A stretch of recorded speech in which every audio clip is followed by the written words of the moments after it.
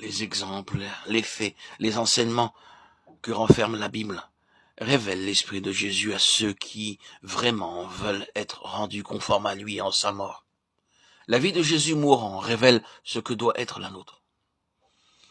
L'esprit qui conduit à répandre sa vie pour les autres, à être en bénédiction à ceux qui refusent d'être réconciliés, à prier pour ceux qui vous font du mal, à bénir ceux qui vous maudissent, à faire du bien à ceux qui vous haïssent, à aimer ses ennemis sans jamais désespérer d'aucun d'eux.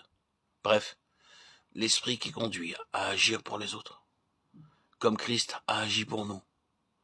Quand cloué au bois d'infâme, il fut comme un agneau au milieu d'une bande de loups. Tel est l'esprit de la croix, l'esprit de l'agneau, celui qui doit animer les rachetés. C'est d'ailleurs l'enseignement central du sermon sur la montagne qui donne les lois du royaume pour ceux qui, en Jésus, sont déjà dans le royaume. Conduisez-vous de telle manière que le monde voit que vous êtes enfants de votre Père qui est dans les cieux. Il fait luire son soleil sur les méchants et sur les bons, et il fait pleuvoir sur les justes et sur les injustes. Nous sommes invités à manifester l'esprit de l'agneau envers tous, les bons et les méchants. Dieu a aimé le monde qui s'était révolté contre lui en choisissant d'obéir à Satan plutôt qu'à son Créateur.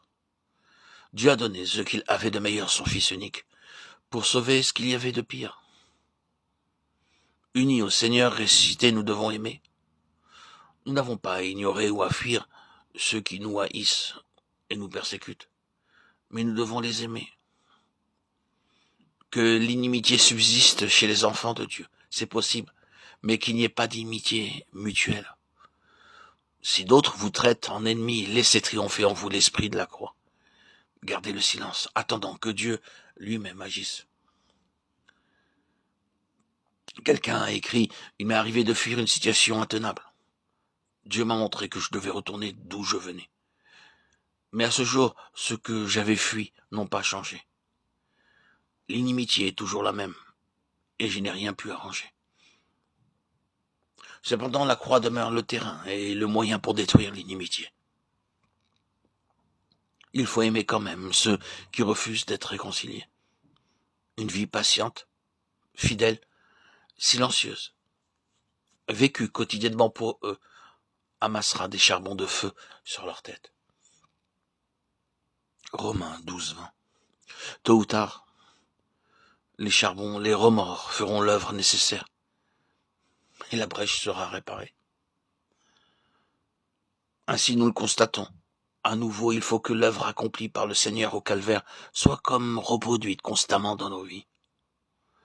Que ce ne soit pas seulement un consentement, une acceptation d'être rendu conforme à Christ en sa mort, mais un humble acquiescement à la providence de Dieu qui, dans sa sagesse, permet les jugements défavorables, les incompréhensions, même la méchanceté et la persécution, pour que nous puissions manifester que nous avons vraiment l'esprit de la croix. Comment pourrions-nous manifester l'esprit de l'agneau si nous n'étions pas placés dans des milieux difficiles, si nos circonstances n'étaient pas impossibles, humainement parlant? Le dessein divin, c'est d'unir. Celui du diable, c'est de diviser. La croix est la place de l'union et de l'unité. Cette union de ceux qui vivent séparés a coûté la vie du Fils de Dieu.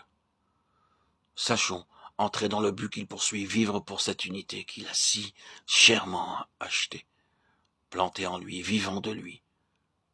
Que sa prière devienne aussi la nôtre. Jusqu'à ce que, dans notre union avec lui, toute inimitié disparaisse par la puissance de sa mort.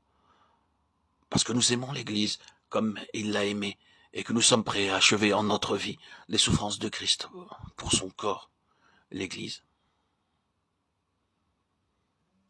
Ainsi, selon notre mesure, nous réparerons les brèches et nous préparerons le chemin, selon la volonté de celui qui est venu pour supprimer toute inimitié et abattre le mur de séparation.